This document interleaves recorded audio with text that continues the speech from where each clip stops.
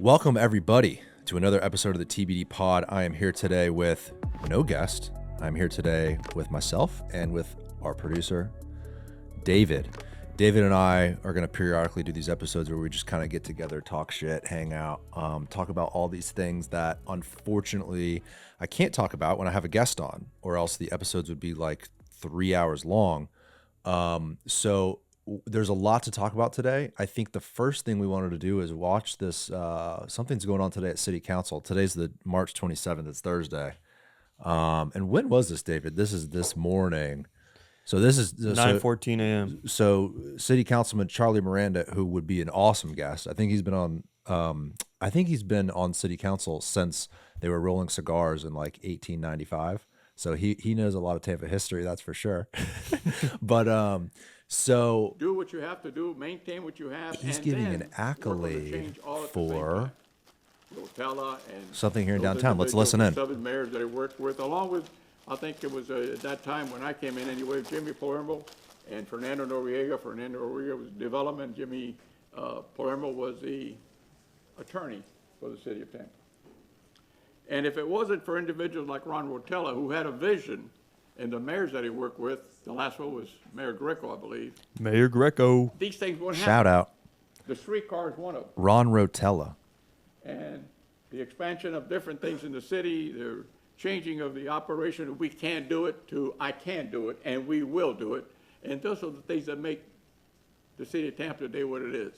So we're going back in history. He was the sometimes executive director we of don't West Shore remember Alliance everything for that happened 32 because it happened years, so quickly. 83 to 70 years is a long time 2016. in a calendar, but when you're turning a city around, and they did it in a long, long time ago, when it was very difficult, there was no money to speak of. We had to get grants to hire police officers. We hired 103 police officers sometime in the mid-90s with no money. The federal grants gave us money for those officers, as you well remember, to hire them for 3 years, and then we had to pick up the salaries under the Greco administration. In fact, Mayor Greco called me late last night, sometime after 11, to tell me he couldn't be here because one of his little puppy's dogs he had to take to the vet, and he thought he was not going to make it. So, but he told me to express my apologies to Rotella and his family. I wish he'd call me. He shouldn't be So, driving Ron, anywhere. if I may read this, He can barely walk. He's 90-something years I old, appreciate man. everything you've done. 90. He's so everything independent, you you know, continue to it's... do. Anyway, It is Tampa City Council profound pleasure to recognize the accomplishment of Ron Rotella, who is known as the go-to guy in the city of Tampa for nearly 20 years. He began his service under Mayor Dick Greco in 1966 and ended in 1983 while serving for Mayor Bob Martinez. Ron honed his skills on the most difficult financial times in the city. In other words, there was no money.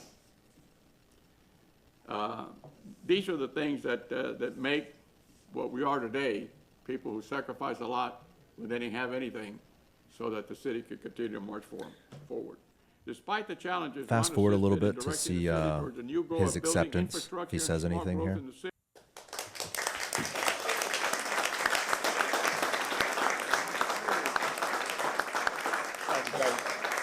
Yep, my pants falling down.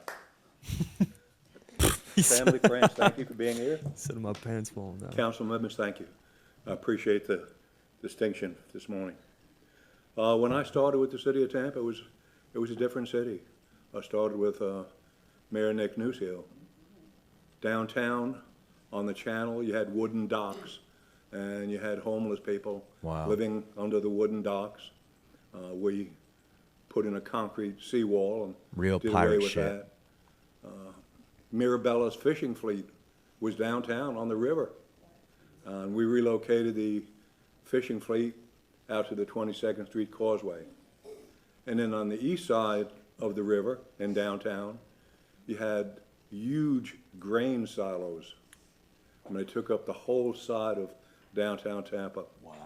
Well, we relocated the grain factories to east of Tampa, and I'll never forget that the rats that vacated those silos, they were as large as alley cats. They were huge because they fed on the grain 24 hours a day. Wow, man. And probably, I won't go into a lot of projects. We were very, very successful, but I will talk about one that changed the history of Tampa. A gentleman by the name of Jim Apthorpe, who worked for U.S. Homes, bought several hundred acres of property just outside the city limits. His intention was to build a number of subdivisions. Well, little did he find out that Hillsborough County could not provide the water and sewer service. They didn't have the capacity. So he met with Bob Martinez and I, and he said, listen, I'd like you guys to extend the water and sewer from the city to my development. So Bob was about to respond, and I nudged him, and I said, listen, we're assuming that our water and sewer departments can meet your demand, but let us verify that. Let's meet next week. So we met the following week, and Jim Apthorpe was there, and his boss, and the general counsel for U.S. Homes. So Jim says, well, have you guys made a decision? He says, yes, we have. We'll go ahead and we'll extend the water and sewer to your development. Well, he didn't step out of his chair. He leaped out of his chair and he started yelling, this is nothing but blackmail. This is dirty blackmail. And the general counsel finally says, Jim, be quiet for a minute, please. Just sit down. So he sat down and he said, so let me ask the question straightforward. If we annex our land into the city of Tampa, there'll be no strings attached. And Bob Martinez says, no strings attached. We'll expedite the annexation into the city. And we did. And then what happened was all the developers and the property owners north of that and east and west said, well, wait a minute. Let's not wait until we have to do an annexation. Let's annex our property into the city now. So when we're ready to develop, the annexation process will be behind us, i.e. New Tampa. We were north of U.S. Homes project, and then east and west, all the way up to the Pasco County line. Wow. So that's how it happened, and it changed Tampa. Quickly explain that. What is he saying? Well, there's areas that are not incorporated, right? They're really under no local municipality's jurisdiction. Like they're not in the city of Tampa, they're not in Plant City, they're not in Temple Terrace. They're just in an area of the county. And if you're going to be a real estate developer in an unincorporated area, well, you don't have hookups to the water and the sewer and all that sort of stuff. And if you want to provide housing that has those services, you have to get with the local government so that they can hook you up. But so what the developer is asking is, we want to become part of the city. So when he says annex, like this, it's basically the city limits expanding into the development. So he's talking about how Tampa's grown, like the actual city limits expanding through that development. And he's probably talking about Bob Martinez was governor. I have this. This is the red line is where Tampa is. Yeah, right. So I don't know exactly where he's talking about. He said up to the Pasco County line. So Bob Martinez was governor. Well, he was governor, but he was the mayor of Tampa. Let's see what years this was. 1979 to 1986. So I'm assuming this is when they annexed this northern portion up here, like New Tampa. But I always thought that was later than that. I always thought that was in the 90s. You're talking about this part right here? here? Yeah, like all that up in the north. Because didn't he just say something about the county line? Yeah. Yeah. So whether he's talking about that or an area further south, he's talking about expanding the city limits. Guys like that, like one of the coolest parts about this show is me getting on these older people that have those stories, man. Like it's so fascinating to hear about how the city's grown, how the city limits have expanded and the inner workings of some of these deals. And what a cool thing. Let's let him conclude what he was talking about here. Accommodation this morning. Thank you. That's it, baby. Mic drop. Very cool. Ron, and I'm sorry to say that Representative Kathy Castor cannot be here, but she did send a thing from the Congress of the United States of America. I would like to extend my sincere appreciation for you for the decades of dedicated service to the city of Tampa and the West Shore community. Wow. Visionary leadership, tireless advocacy, and unwavering commitment has been instrumental in shaping the growth and prosperity of our region. I congratulate you, the city of Tampa, for this commendation presented to you today, and also the driving force behind the West. It's amazing how many people along the way have been advocates for positive change in this city that have been in their efforts for decades and decades and decades. Their mission has been to just make this city a better place. That's crazy to think about, man. It's amazing. It's too bad my grandfather's puppy dog was Did he tell you anything about that? No, I was just texting with him yesterday. He didn't say anything about that. Maybe something happened this morning. Maybe. But yeah, we got a lot to talk about today, folks. David and I are just gonna rip it. One thing I'll start with. I got a funny story for you. So you saw I was speaking at the Ybor City Rotary Club yesterday. Yeah. I think someone had posted a couple pictures of me doing that. Dude, I didn't know I had that until a half hour before. So this is kind of what happened. All right. They had invited me to come speak at the Ybor City Rotary, and I accepted because what a cool opportunity, you know. What is Ybor City Rotary? It's go ahead and Google it, but I'm pretty sure it's like it's like a business association, right? It's members of the business community that get together and advocate and network and push for a better society. I think they're focused on environmental issues. Does it have anything about specifically what they do? I know it's been around a heck of a long time. They meet at the Columbia restaurant every week. It's actually an awesome group. It was really cool. They're a great group of people. Celebrate 70 years. That must have been a few years ago. So established professional wanting to make a change. Positive change in your community and around the world. Yeah, it's a worldwide organization. I think there's like the Tampa Rotary Club, Ybor City Rotary Club. There's all these different ones. So they invited me to come and speak and just talk about Tampa and growth and the guests I've had on and the perspective that this show has kind of built with talking about the history and all this sort of stuff. And I think they contacted me about a month ago. And just somewhere along the way, we lost communication a little bit. I think kind of what happened was we were asking them like, well, you know, what's the format, right? Like, do we need to have a PowerPoint presentation or whatever? For whatever reason, the communication went flat. So we kind of thought that, we'll reschedule at some point. We didn't have a hard date on the calendar. So Camilla, who is kind of like the assistant, she helps me book guests. She helps us work out sponsorship. She's fantastic. It's our team is basically me, David, Camilla. It's 3 people that run this show. And so Camilla texts me. She's like, hey, it's urgent. Call me. And so in my head, I'm like, well, that ain't good. She usually doesn't text that. So I pick up the phone and call her, and she's like, dude, like the Rotary thing that we talked about last month, that's in like 30 minutes. You got to be there and like give this, they're expecting you. Right. Yeah. And I'm like, well, I don't, like, what do I say? Like, I don't have anything prepared. She's like, she's like, if you don't go, like they're preparing to have you. That's a bad look. Right. If you do go, nut up and figure it out. And I'm like, holy shit. Wait, so what time was the meeting at? So I get the call at like noon. Okay. The meeting starts at, I think, noon. But I go on at like 12:30 or whatever. Like they get lunch. So they're in there. They're kind of like having their salad or whatever. It's in a private room at the Columbia. And I tell Camilla, I'm like, I'm not even dressed right now. I got a ball cap on and a t-shirt. I just had another meeting that I'm coming from. I'm coming to the office to crack my laptop open and get work done. Right. Like, I'm not even dressed for this. And I'm like, but screw it. Like, I'll do it.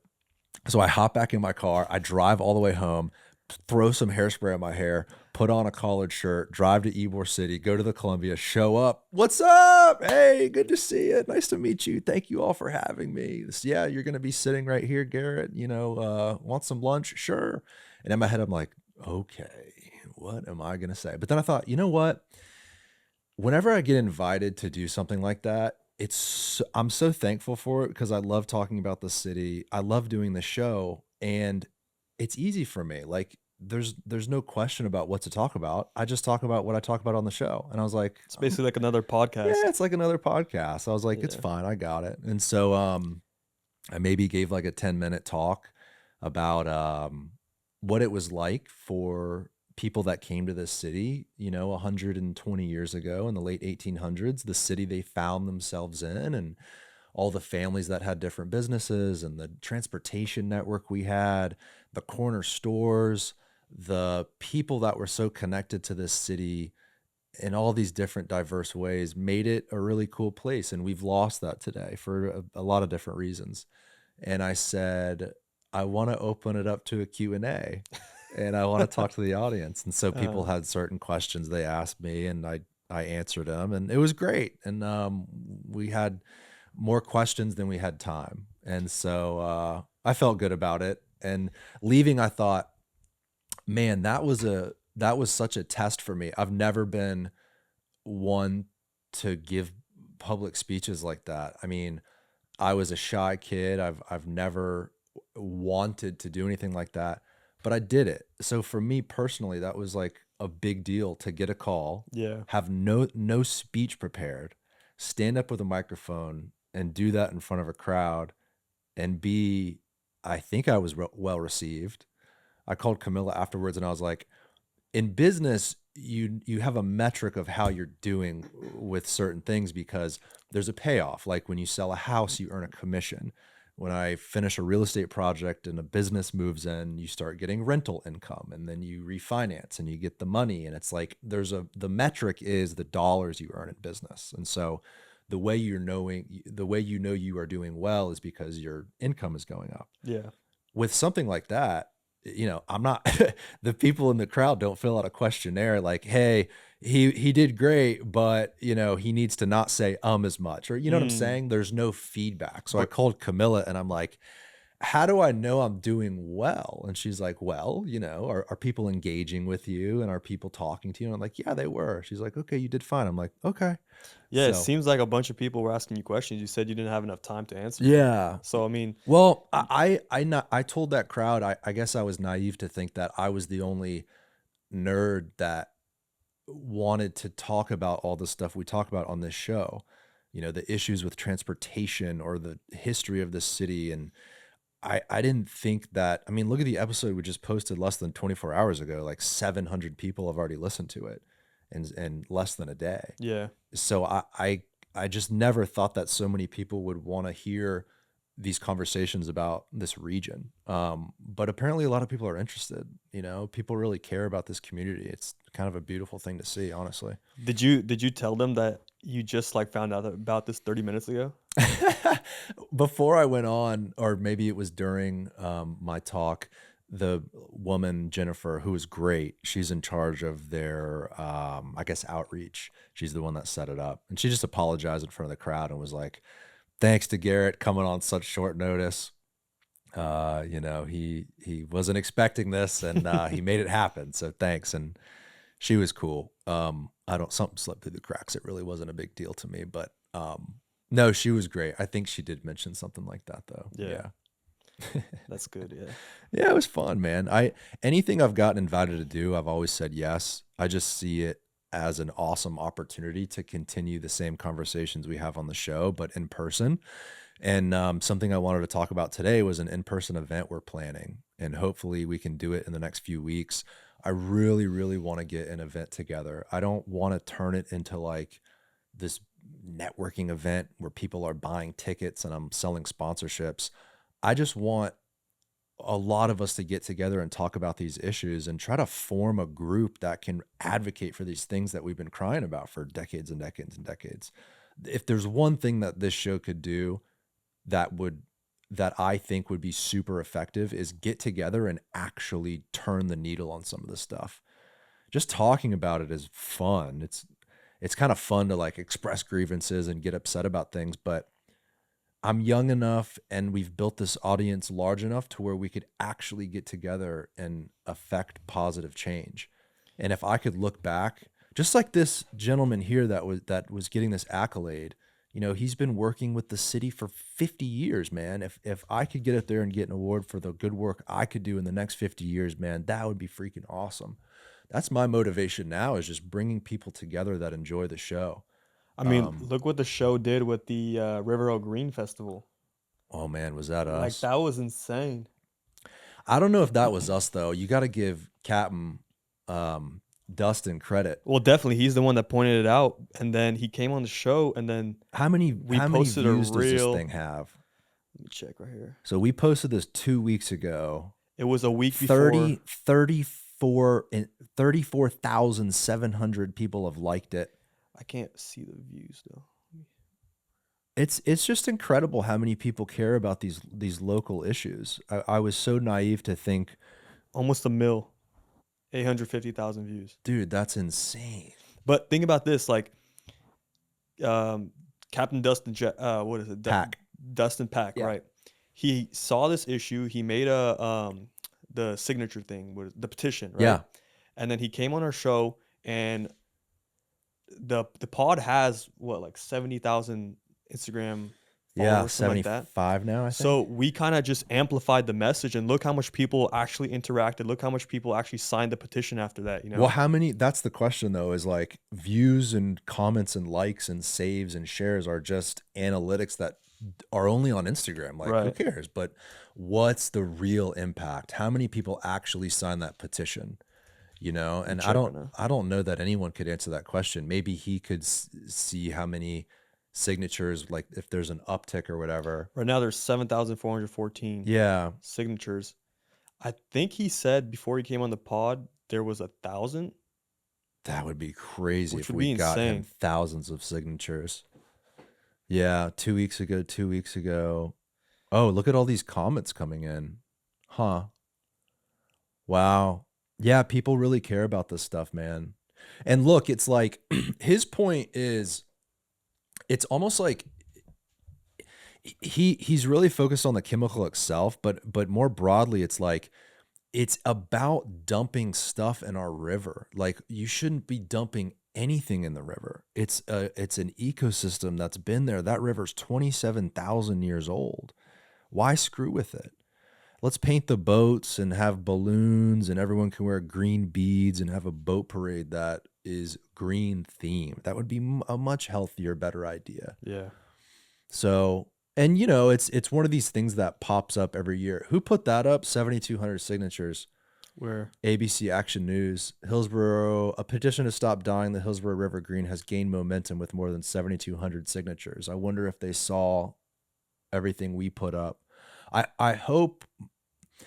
I don't even know, man. It's like, I don't want to spoil the fun, but I also don't want to ruin our river. I'm in support of removing it. I mean, personally, people can think what they want. I just want it to be safe for the river. When I was young, the bay and the river was even worse than it is today. And I feel like we've came a long way. We've came a long way since my dad was a kid. When my dad was a kid, he said they would just dump raw sewage in the bay. No filters, no nothing. Before the Clean Water Act, they would just basically treat the sewer water mildly and dump it back into the bay. And you couldn't even swim in it. Like, people would get infected all the time. It was horribly polluted. And we've came such a long way since then, but to pretend like, oh, we're good, we don't have to worry about the environment, we can just continue this practice of dumping the dye and everything else we do, it's kind of silly, man. We should do everything we can to protect that river. 7,414. Yeah. Yeah. And it's also different from the chemical they use in Chicago. In Chicago, they used a vegetable-based powder. In Tampa, it's tracer dye. It's actually a different chemical. Maybe we switch over to the more natural vegetable-based dye. You know, maybe that's a healthier option. I don't know. Could be. Something to look at, though. Something to think about. A lot of people on the reel were getting confused, though. They thought we were talking about the Chicago River. Uh-huh. So when you Google like what the Chicago River puts in the river, it brings up the vegetable dye, but that's not what Tampa's That's not what putting in the Tampa river. uses. Yeah. Yeah, I saw a lot of comments about it's safe for the river. It's, you know, it's a vegetable-based dye. And I texted Dustin. I was like, look, man, a lot of people are confused. Can you just make a comment about the facts. Like, no opinion, just put a fact out there. I'll pin the comment. It's about people learning the truth. Right. The opinion is up to the person that absorbs the facts and then makes their own decision. But the facts are the facts. So I had him pin a comment.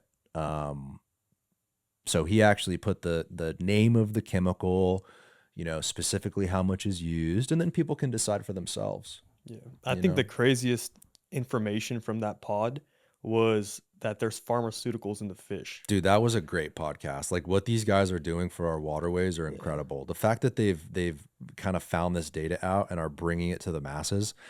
They found 27 different pharmaceuticals. And by they, I don't think it was Tampa Bay Waterkeeper. I think it was another organization in Biscayne Bay down in Miami. Right. But these guys are spreading the word. Yeah, it was like they're finding these pharmaceuticals in the fish, and our filtration system of our sewage has not really taken that into account. Apparently, there's no way to filter out some of those pharmaceuticals.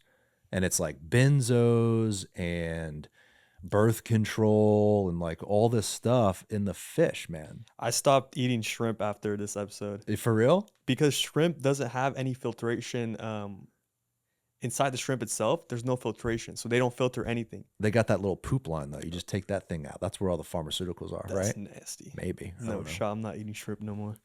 Dude, we got to talk about a bunch of different things. First of all, I was looking online at old cities. I love cities. I love placemaking, and I want to make Tampa a better city any way possible. And growing up in America, it's hard to have a reference point, especially growing up in Florida. You're from the West Coast, right? You have Right. Seattle, which is a beautiful example of a city. Maybe not today. Sure. Okay. But go with when that. you were growing up, when were you born? 03? 2001. Okay, 2001. So like late 2000s, when you were a kid going to Seattle, it was probably a better place. Was it always a grime show? I mean, that's where grunge music was created. Maybe it was always grimy, but here's my point. It has a walkable, sensible downtown. There's public transit. It feels like a real city. Okay, is my point. Okay. Growing up in Florida, we don't really have any good examples of that. Or I should say, when I grew up, we didn't have any good examples of that. Now you've got Water Street and you have these different developments in Miami and all that sort of stuff. But growing up in Florida, we didn't have like the Seattle, the Chicago, the New York we could go to really feel what that was like. Mm-hmm. So I've always wondered, why is it that when you're walking around a place like downtown Tampa, 20 years ago, and there's no shaded trees, the sidewalks are all cracked. Like what about it? What about a city makes it a good city? And so I was just looking on the internet at cities around the world, and then I was looking at history. Bologna, Italy, in like the 1400s looked like Miami, meaning there was like skyscrapers and shit. It was like an insanely dense city. Look at that. Now these are two left, right? But type in like Bologna city skyscrapers. This is fascinating. The skyline of Bologna in like 1400. I'm probably butchering the word. Oh, Bologna. wow. Dude, what? Look at this. Can you imagine that? The towers of Bologna, Italy, built in the 12th century. So the 1100s, man, almost 1,000 years ago. Uh-huh. Look at that, dude. It's actually insane. That is insane, man. Almost 1,000 years ago. 1269. Look at that. How crazy is that? And then you wonder, like, okay, that's way before the automobile. There's no bicycles back then. So like, what did those streetscapes look like? What did the little market look like in the different stores? What was the vibe? Look at that thing.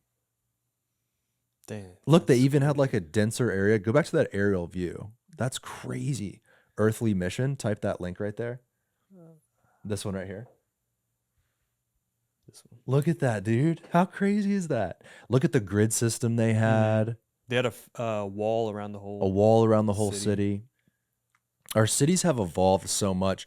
I was looking at and then I was comparing it to Tampa. Like when Tampa was first developed in the late 1800s, early 1900s, we had a really, really solid fabric and foundation of something like you would see in Boston, Seattle, like a legit real American city. Pull up the streetcar map. I want to zoom in the Tampa historic streetcar map. We've only talked about 500 times on the podcast.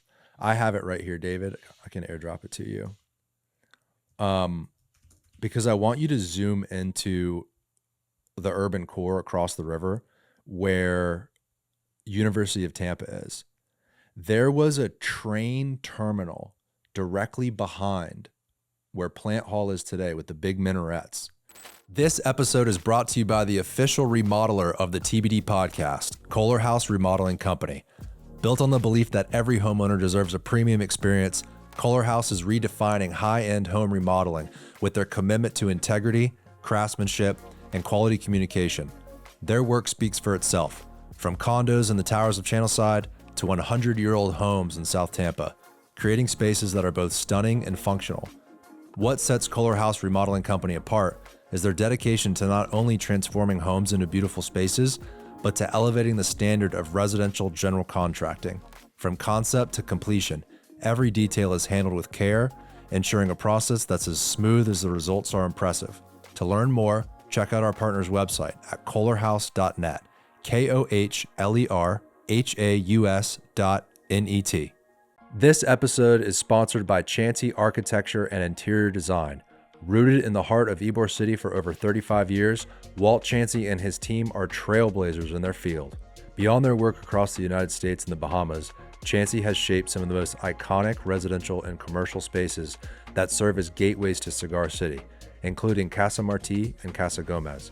What sets Chansey Design apart is their ability to preserve the soul and character of historic buildings while seamlessly integrating modern design and functionality. They blend tradition with innovation, creating spaces that honor the past while meeting today's needs. Check out their work at www.chanseydesign.com. Zoom in where it says steam plant, and I hope that people that are listening check out the video because this is fascinating, dude. Zoom out a little bit so it's less blurry. Yeah, that's good.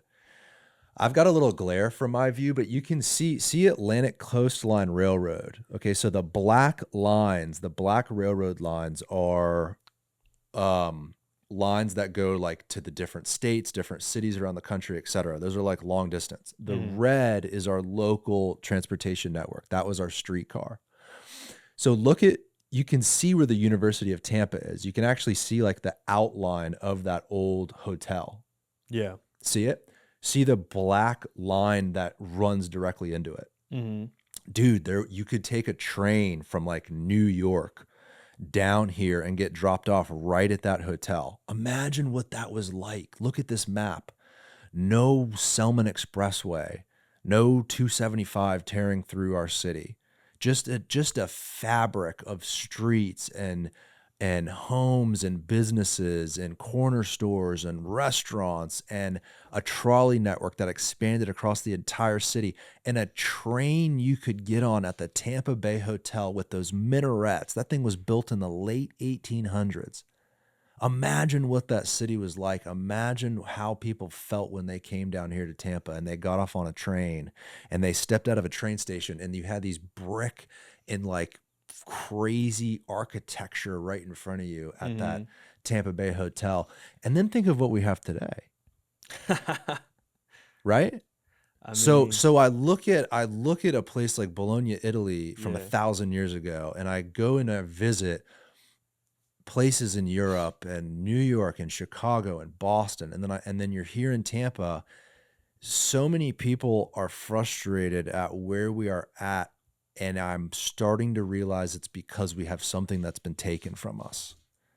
This map that we're looking at, this trolley network, this train station that goes all the way around that's connected to the entire country is gone. It's all gone. It was all ripped up.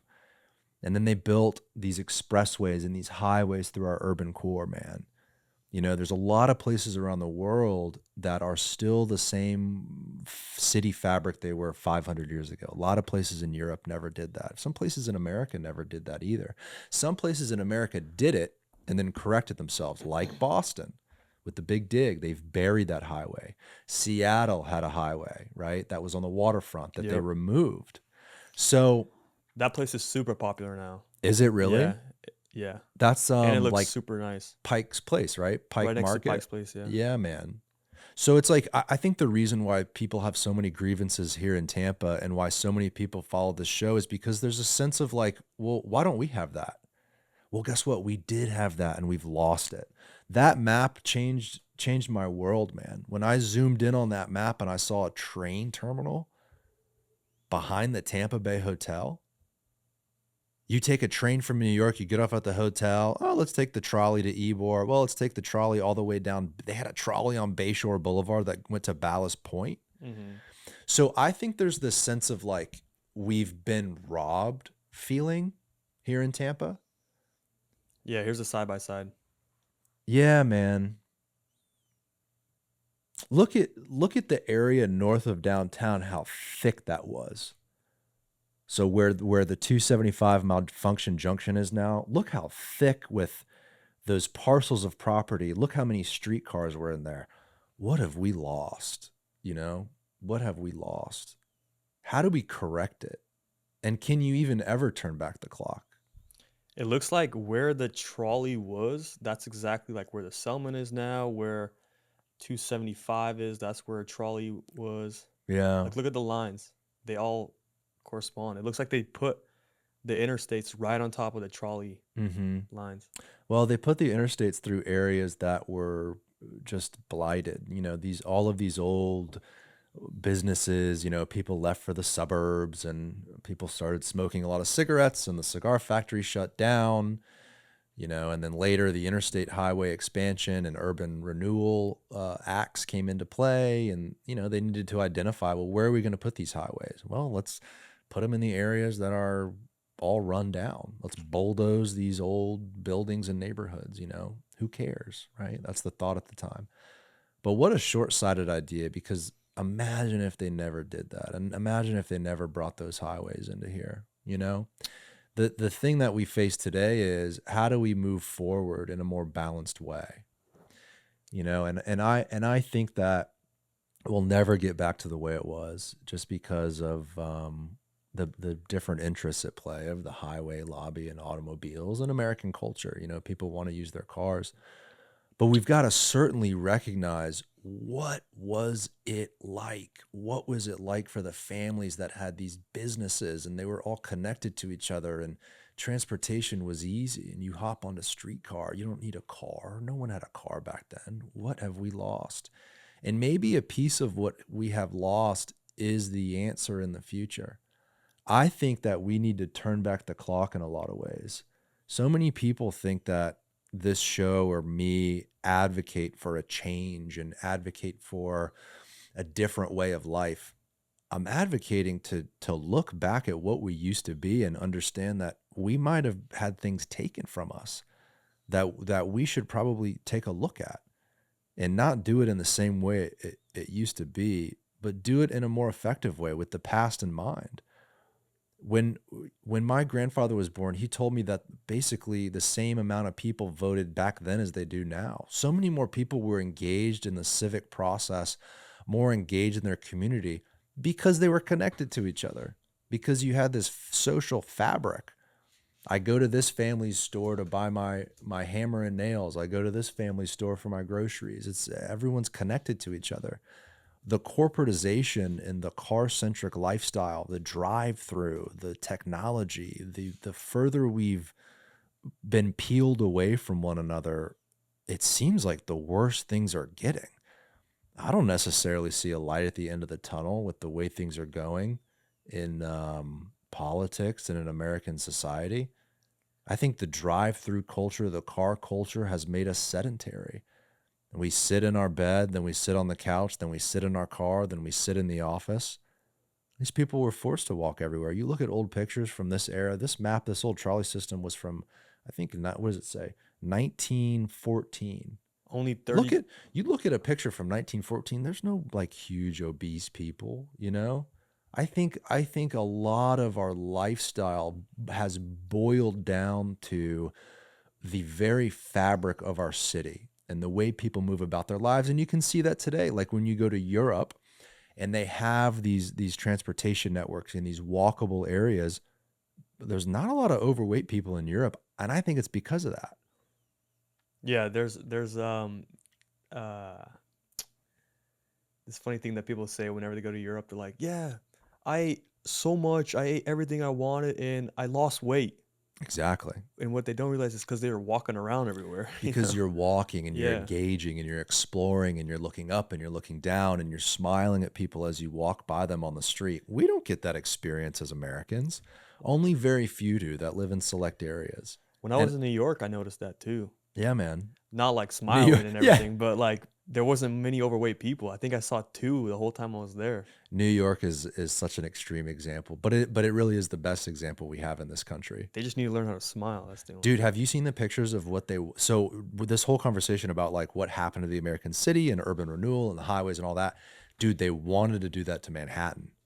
They wanted to build like highways through Manhattan and shit. Really? Google that, bro. Yeah, that's what they wanted to do. Thank God they didn't. Oh, dude. Real quick. Central Park, that's the perfect spot for all the parking. Imagine if they built Yeah. parking lots all over Central Park. Real quick, back to your less people vote now point. Only 32,000 ballots were counted in Hillsborough County in the 2023 election. 13% voter 13%, turnout, man. yeah. Why would you give a shit? I'm in my house, I get in my car, I go to Starbucks, I go to my job, I get money, I order what I need on Amazon, I watch White Lotus and go to sleep. Why do I need to care? I'm not connected to anything. Why do I need to care about a local election? Who gives a shit, right? Will The anything reason change? so many people voted back then is because they were connected to the very fabric of the society they lived in. Technology's great, and the freedom of owning your own car is great. And I'm certainly not advocating that we should force people into anything that they don't want to do.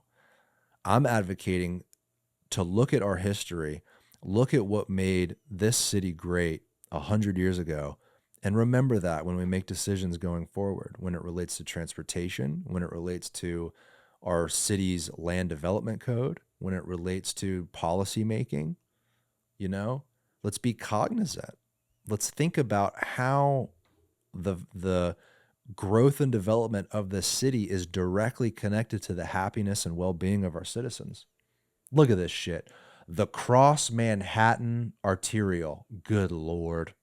Can you imagine? They wanted to do a highway right through Manhattan. What year was this? 1967, when all this expressway stuff was going on. Look at some of these renderings, man. Lower Manhattan Expressway. They would have ruined Manhattan. They would have cut off Manhattan. Lower Manhattan would not be connected. The whole reason why we have a challenge in Tampa, like David, you live in GasWorx. Right. You're number 36 or 35. Number 36. You're the 36th tenant to move to GasWorx. I just drove you through Channelside the other day. We went to Protein House. Mm-hmm. Because you're trying to get on your game, right? You're trying to get some protein in. Trying to get big. Which was great, by the way. Shout out Protein House. Awesome food. And you didn't even know about it. You're like, what's this down here? I'm like, bro, there's a cute little park, Bamboozle Cafe, Duckweed. You didn't even know about it because it's so freaking disconnected. For you to walk from where you're at in GasWorx to Channelside, Mm-hmm. not only is it inconvenient to get there, you're risking your life crossing these roads. Yeah. There's not enough crosswalks. Drivers aren't paying attention. The paint of the crosswalk in the street hasn't been repainted in 20 years. It's all faded away. The connectivity, what good are all these developments if they're not connected to one another? Well, I thought the whole Channelside area, I thought that was just old condos. Yeah. I didn't know there was actual stores and everything there. And so every time, right, our apartment is La Union right here, right? Yeah. And we have a trolley stop right here. No, it's right here. Uh-huh. Somewhere, yeah, right. There's two. Yeah. Yeah. So every time we want to go somewhere, we either go to Ybor, right, and there's a bunch of good stuff there, or we get into this trolley stop right here, take the trolley through this road right here. Yep. And we just always skip channel You side 'cause skip we by didn't it, know, man. We didn't know there was anything there. We always saw stops, but we're like, all right, that's just people that live there. You know, Because they it's just all go there. concrete, bro. Yeah. And we just keep going down to Sparkman Wharf or Uh-huh. Water Street. But when you drove me around this area and I saw all those places, I'm now thinking, all right, I want to go there and actually explore. But when I go to figure out, all right, I don't want to drive there. I want to walk. Let's see if I wanted to walk, right? How would I get there? The best route would be to go down here and on this road and just go on the sidewalk. However, this whole area is under construction. Which is good because they're pushing, well, not pushing, they are reconnecting the street grid and they're doing what we're talking about. Right. They're making it more connected. However, even if those roads weren't closed, what are you walking through? Right. You're walking through an unsafe concrete jungle with crosstown overhead, busy traffic of people coming in and out of the city. I mean, it's a hard sell for a guy like you, for you and your wife, to walk from where you live to Channelside to enjoy it. Yeah. And if you zoom out a little bit at this map, look how insulated Channelside is, man. Like the rail yard, which they've ripped up. And again, like we're moving in this direction that we're talking about, right? This is positive change. So we're crying and complaining, but there's changes happening that in the future will appease everything we're talking about, which is great.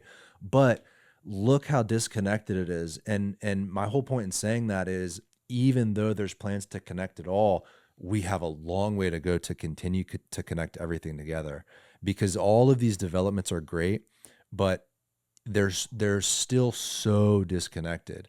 And even though they are realigning the street grid and GasWorx, I hope that they continue to make roadways across Nucio. Nucio is just a total roadblock because in order for you to get down to Channelside, that whole, you've got Tampa Union Station, you've got the expressway, you can't traverse any of that. And this is like the smallest sidewalks I've ever seen, and they're all just you would destroyed. never even attempt to go to Bamboozle Cafe for lunch. Like you would never walk there. It's what's Bamboozle Cafe? Bamboozle is the one in Channelside. Oh, okay.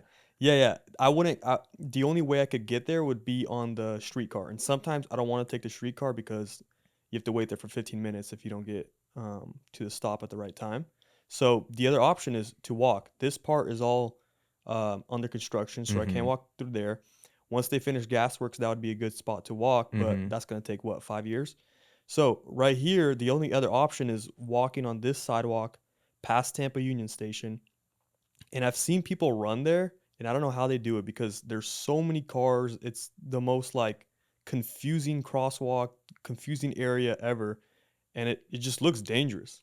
We need a tunnel that goes under the under the railway, like that street where GasWorx is, the south side of it, up a little bit, like that road that goes across. Yeah. There should be a tunnel that goes under the railroad tracks that connects to Channelside. Like, dude, you go to these cities around the world, and even like Miami has a tunnel. People, oh, you can't do that. You can't do this. You can't do that. Dude, there's an American flag on the moon, allegedly. If there's a flag on the moon, why can't we build a tunnel? True. Like if this country has accomplished and this city has accomplished so many things, why are certain suggestions completely off the table? Like Alan Clendenin came on the show, and he's a huge advocate for the streetcar, right? We put up a video about that. You know, over his dead body, we're going to extend that streetcar. It's a beautiful thing, right? It speaks to everything we talk about on the show. And yet people in the comments, it's too expensive, we can't do it, blah, blah, blah. What's up? I don't understand. You know, what's up with that? Why do people think that it's impossible or it's too expensive or it can't be done? And I think it has to do with what I was saying originally. They don't know how good we had it. They need to know about this map, man. They need to know about what was robbed from us. We can do it all. I really believe that. I think GasWorx is going to fix this whole connectivity issue, because as soon as you have, buildings here, you have the trolley stop right here, they're going to fix these streets so that you can actually cross them. Because right now, if we want to get to this side right here, we just literally cross. Well, pull it through the up. barrier. Pull up the GasWorx. You could type like GasWorx infrastructure plan. And by the way, I don't think it's going to take 5 years. I think pretty quickly they're gonna get that street grid realigned. They're removing the roundabout, doing a park. It's going to get 1,000 times better very quickly, and you're going to start to be able to enjoy that, you know. And try to find a top down. They're even doing a new trolley stop. Right here. No, there's a top down that actually shows the new street grid. Try Google image. And thank God for a guy like Daryl Shaw and Kettler and these people that are doing this development that recognize you have to have an interconnected.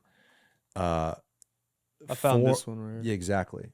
Yeah, you have to have an interconnected development, something like Midtown Tampa. And I don't want to go too hard on him because he's coming on the show soon. and I will say, for that location, maybe that type of closed-in development is appropriate, right? It's not in the urban core, you know? But to me, building a development like Midtown Tampa, where everything is facing inward, is completely inappropriate for the urban core. And I'm really thankful Kettler and Daryl Shaw have made it super clear that they are not doing that at all. They're building a real city, wide sidewalks, connected, right? You can get out and walk. It's healthier for everyone to do it that way. So here's kind of the grid plan. So they are making a bunch of connections. This is amazing to see. But even then, well, no, because you live in the middle building, right? So you're going to have a much, much easier time getting to Channel Side. Like Right. you could walk south on Nucio, go down, right? Well, it looks like what are they doing right here? That's 12th Street, so, right? So you'll be able to walk basically by like the Gold's Gym. okay. Right there. Yeah, that would be perfect. Yeah. Because I know it looks like a lot of people from my apartment go to Gold's Gym, but How all of the them have to hell- drive, right? Or you're either driving or you have to walk all the way around Tampa Union Station. What a shame to drive. What a shame to drive. It's right there. I don't want to drive. But that shows you the reason why all of these real estate developers coming to Tampa need to have that same thing in mind, that interconnected nature. You're seeing it happen in the urban core. You really, really are. But a place like Midtown's not doing that. And again, maybe that's not the appropriate place for it. I would almost argue you could do it anywhere in the city and it would make sense though. Like look at Hyde Park Village, right? Hyde Park Village is connected to the rest of Hyde Park. That community is one of the most revered in Tampa because you buy a house in Hyde Park or you rent an apartment in Hyde Park and like everything's connected. You can just walk and get coffee and like go shopping, whatever. Imagine if that development was built as like a mall, right? Like an interior mall. And it was like awkward to walk to and it was hard to get to. And people that lived, in other areas around Hyde Park, like if you lived on the other side of the expressway, you would drive there instead of walk. Like that would be so silly. Like to your point, people that live in your neighborhood have to drive to the gym.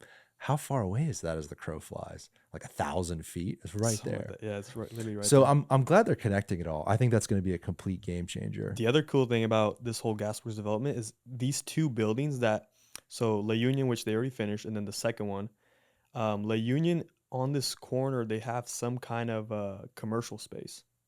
So there's going to be a coffee shop, maybe a marketplace, something right there, which is going to be awesome because then you don't have to go into Ybor to get your stuff.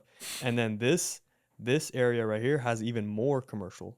I think it's huge. So It's that's massive. That's amazing that they're doing that. It is amazing that they're doing that because imagine if they did the same thing there they did south of Gandy, like where I live, on the other side of kind of my neighborhood on the West Shore corridor. They built like hundreds and hundreds, maybe thousands of single-use units with no commercial space. Now you do have commercial space at that West Shore Marina District, which is great. It's like a little like urban village type thing. But dude, so many of those apartments to get anything you need, eggs and butter, you got to get in your car and drive to Publix on Gandy. Yep. Like what a kind of short-sighted thing to do. That type of development belongs out in Wesley Chapel. Shout out Wesley Chapel. You know what I mean? And guess what? that type of lifestyle, a lot of people enjoy. Right. A lot of people want to live in a nice new area. I want to get in my car, go to the drive-through. It's a free country, man. Do that, you know? But we're in a city. Here is a city. And we've had so much taken away, and we're trying to build back that interconnected nature. So a type of development, a type of suburban development that's single use, like 500 apartments, that has no use in the city limits. It actually creates problems. Yeah. Like that whole area south of Gandy with all those apartments right there, it's a really bad situation. The traffic is a little outrageous. Everyone's having to get in their car to go do their daily errands. Where's South of Gandy? Trying to pull it up on the map. So on the west side, never eat soggy waffles. So to your left, right, south of Gandy Boulevard, which is the south main corridor. No, all the way south. All the way south, down right here. Yeah, man, that's Gandy, that big road. This one. Yeah. So So right here? on your left, Nope. so right here, all of that is new apartments. So like drop the little man down there, you can see a street view. Yeah, let's see what we got here. That's a bad spot. Keep going down the road. Let me get out of here. Yeah, zoom out and then go down the road. Dude, at this corner, they're building a massive apartment community that I don't think has any commercial property Right here? like space. Well, I think that's going to be multifamily development too. It's just like, what are we doing with a single road? Yeah. Dang, that's Like, crazy. oh shit, I forgot a stick of butter. Well, I'm either ordering on Amazon or like something like that, or I'm getting in my car and I'm driving to Publix. There's no stoplight at the end of that road. Hundreds of units, no stoplight. I'm sure they're planning a stoplight. Look at that, dude. That's so many apartments. That whole thing is apartments. Maybe we could look it up. I don't want to be talking smack if they did put in commercial development there. What would that be called? West Shore? I could be or something? wrong. No, go back. Let's see if we can find it. I'd hate to say something wrong. I feel like I say incorrect things all the time. I don't want to be talking smack if there is commercial space included there. Maybe go to the entrance and see if you can see their sign. It's a beautiful I building, see. but it's even if it did include commercial space though, it's still built out like it should be in Riverview or something. It's like I just don't CBG builds. Yeah. See what this project is. Maybe it includes commercial. Maybe they're doing a little Main Street type thing. I don't think so.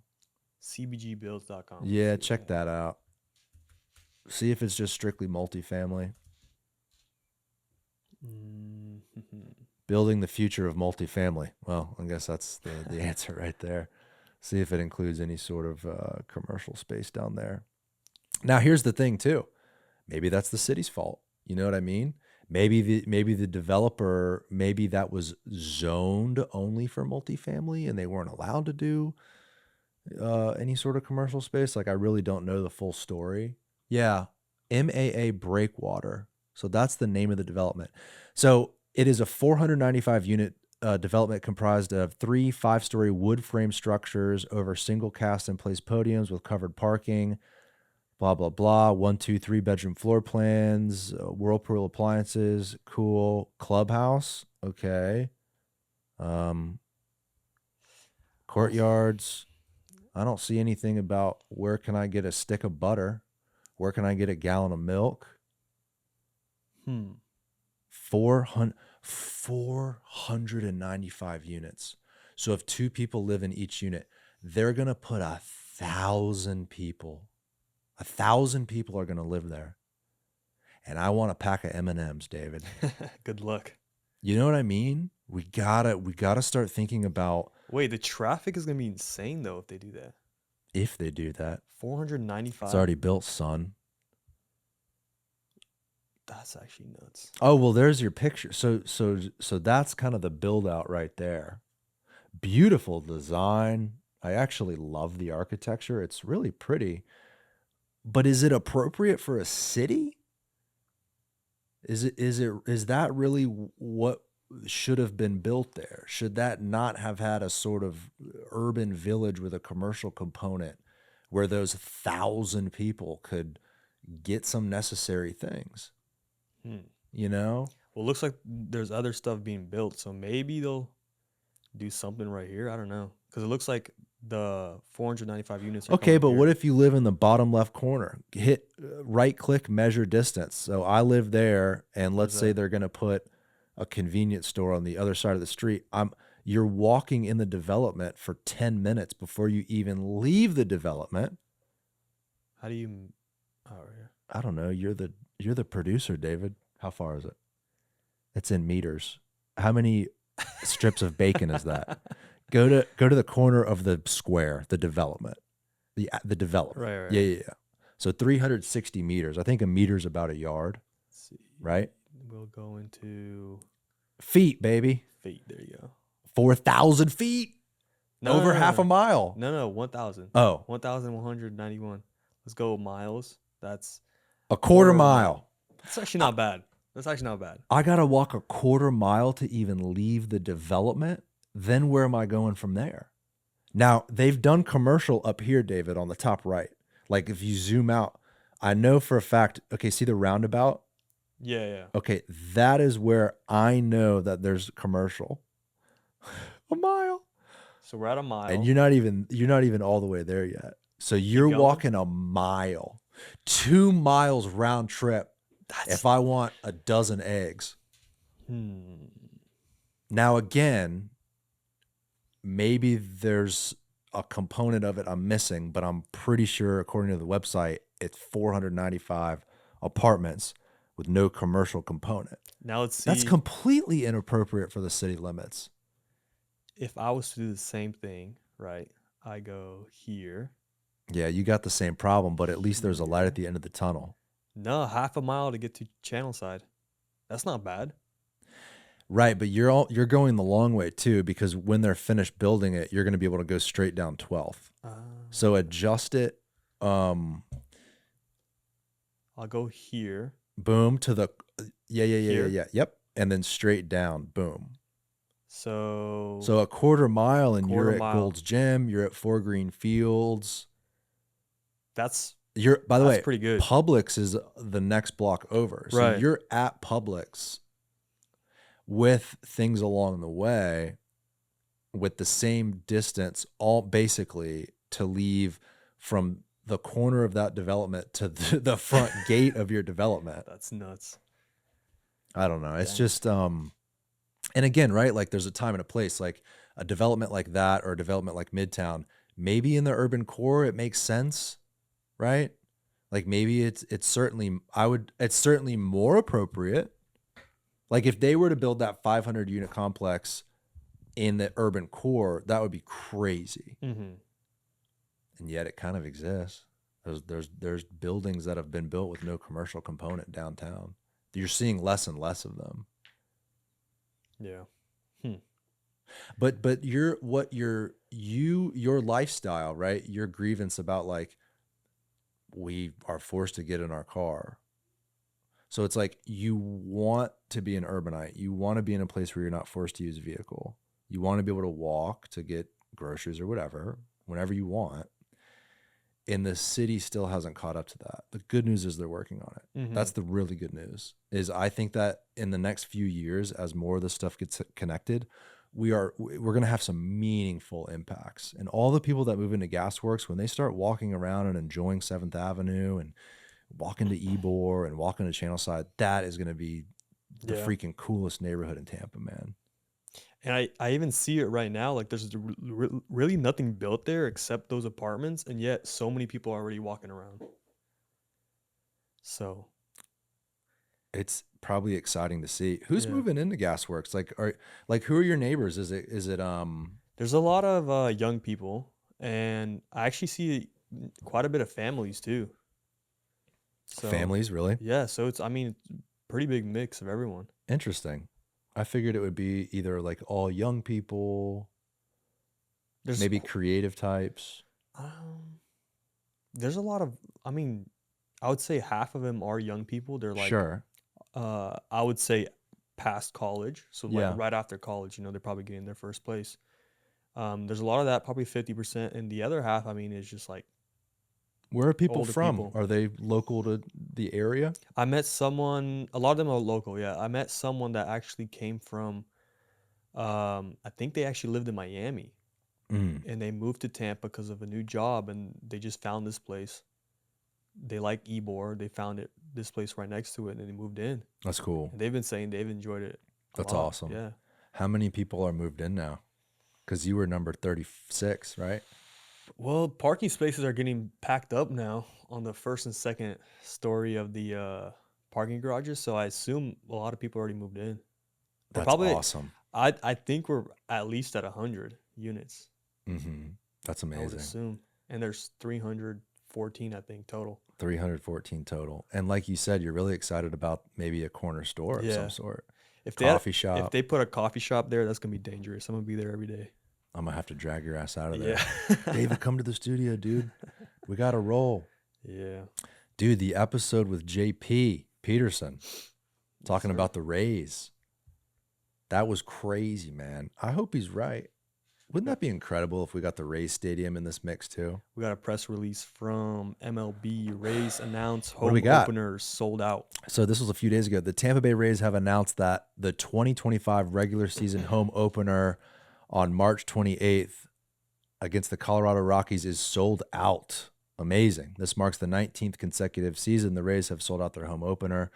The team is playing this season at George Steinbrenner Field in Tampa. That is fantastic. So it's sold out, which kind of makes sense. It's a much smaller stadium. So I think everyone expected it to be sold out Friday. So that's tomorrow, right? Yeah. That's exciting. Rays ball in Tampa, man. Come on. Come on. Can you imagine if it's in the urban core somewhere? How cool that would be, especially near you. If it's an Ybor, that'd But be insane. but again, kind of like my fear would be it's built and disrupts this connected nature. Like it would suck to do something like that, but then you sacrifice like the livability and the walkability and the issues that come with having a huge stadium right there. Yeah. But then again, like Emily Arena is well done. You know, you can walk all around that. There's a park on the south side. You've got Water Street. Yeah, they do it pretty well. Yeah. Traffic, I mean, I drove through there during a game and It's I mean, crazy, obviously, but it's not. it wasn't that bad. Right. Like you still get through Yeah. at a timely manner. Yeah. And, you know, like a game gets out and 30,000 people are leaving all at once. There's going to be traffic. The Yeah. traffic thing is weird how people complain about it because it's like, dude, we're in a city. Like there's stuff happening. Yeah. Traffic is good. It means the economy is moving well. And by the way, when you go out to the suburbs, there's a lot of traffic out there. It seems like there's more traffic out there. Yeah. Especially 75. Oh yeah. 75 is always packed. Dude, where was I going? My wife and I last weekend went to Sam's Club out in Brandon. And on the way back, I couldn't help but notice just the sheer amount of people. For someone like me that was born here and to use these roads the 30 plus years of my life and just, you know, be out the window observing, to see the what is it, 15 lanes of highway on north and southbound 75 packed, whatever the road is. I think Falkenberg kind of comes down and from Brandon goes over 75, and just the sheer amount of people that live here now is fucking crazy, man. It's crazy how many people live here. 23 million people living in Florida. And Nuts. Florida's not, you know, like, oh, 30 million people live in Texas or California. Those are large states. Mhm. Dude, Florida, like, we got nowhere to go, man. Yeah. We got the Gulf of America on one side. You got the the Atlantic, the Caribbean. I mean, there's not a lot of places to go and develop, you know? So my whole thing is like, at what point do we tone down some of the suburban development? Like, I wonder if Florida one day is just going to be like, it's all one city. Like Miami is now not a city, it's a neighborhood. Tampa is a neighborhood. That'd Like be it's insane. all just one thing. By the way, Gulf of America, we have used Gulf of Mexico as Floridians. Like that name is I don't know. To me, it's this awesome Ingrained into your brain. dude. Yeah. Like, how do I get used to calling it Gulf of America? And then what if someone gets elected after Trump and they change it back? That's kind of a new thing too, where what used to be this process of these people in Congress, right? The House of Representatives and the Senate, right? A lot of Americans get together and vote these people in. Then they argue certain things and bills and laws get passed, right? These presidents come in now for the past like 3. And no, I think it kind of started maybe with Obama, where it's like, nah, we're not doing it his way anymore. I'm going to sign this and now we're doing it this way. Right. Like, since when could you just stroke a pen with like 1,000 executive orders and just change the rules overnight? I thought this stuff had to go through Congress. Am I wrong? Checks and balances. Yep. Should be Gulf of checks and America. balances, So yeah. so does that mean in like 3.5 years, a new president gets in and he's like, hey, now it's going to be the Gulf of Tampa. And like whatever the next king of America says, then that's what goes. I guess so. Like Look, what? Guess we'll see. Gulf of America. But then again, the thing is, like, Unless Trump gets a third term, we'll see. if you think of Gulf of America as like North America, South America, like the continent, Right. it kind of makes sense, because Gulf of Mexico only has borders like maybe half of the Gulf of Mexico. Mm-hmm. So it's like, if it's Gulf of the United States, I think that's like ridiculous. Gulf of America from like a continental perspective, I guess. Yeah. I think we got bigger fish to fry, don't we? Definitely. Definitely bigger fish to fry. Dude, I'm optimistic about the raise thing. I think that I think the appetite in the public to spend some money, or to at least figure out some sort of a reasonable deal, is better now than it was in 2019. It seems like in 2019 the public was just totally against spending even a dime towards a stadium. But with the success of the Lightning and Water Street, I think people can understand now why it could be really, really cool to have a similar setup in Ybor City, you know, an entertainment district with a baseball component, with shops and restaurants. And man, that would be really cool. I think people would enjoy that a lot. Yeah. And I think before Water Street, that was a hard sell. Definitely. What do you got for me? I got a list here of things you wanted to cover. What are we missing? Fiscal responsibilities. Yeah, I've been thinking about that, man. I've been thinking about this new administration. They're cutting a lot of stuff, right? Mm-hmm. I don't want to talk about why that's a good thing or a bad thing, but I want to talk about what that means for our city.